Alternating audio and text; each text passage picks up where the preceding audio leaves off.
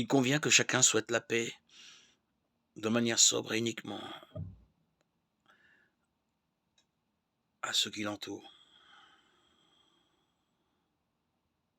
Ce n'est en rien une banale salutation à la manière du monde.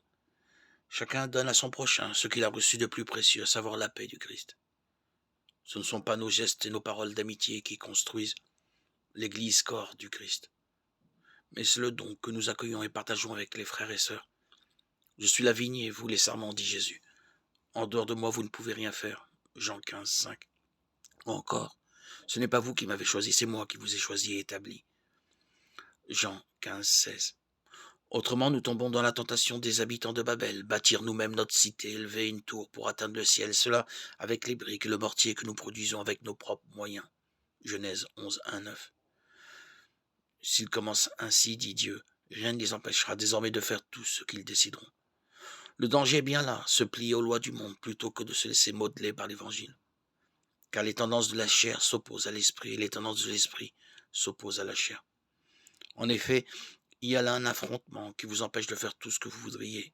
Galates 5, 17. On retrouve ici le risque énoncé à Babel, et l'apôtre prévient. On sait bien à quelle action mène la chair. Inconduite, impureté, débauche, idolâtrie, sorcellerie, haine, rivalité, jalousie, emportement, intrigue, division, sectarisme, envie, beuverie, orgie et autre chose du même genre. Si cette liste de dérives est impressionnante, nous n'aurons guère de mal à en retrouver les traces dans l'actualité du monde et dans notre propre existence. Le verdict arrive. Je vous préviens, comme je l'ai déjà fait, ceux qui commettent de telles actions ne recevront pas en héritage le royaume de Dieu, c'est-à-dire ce que nous avons désiré, demandé au jour de notre baptême.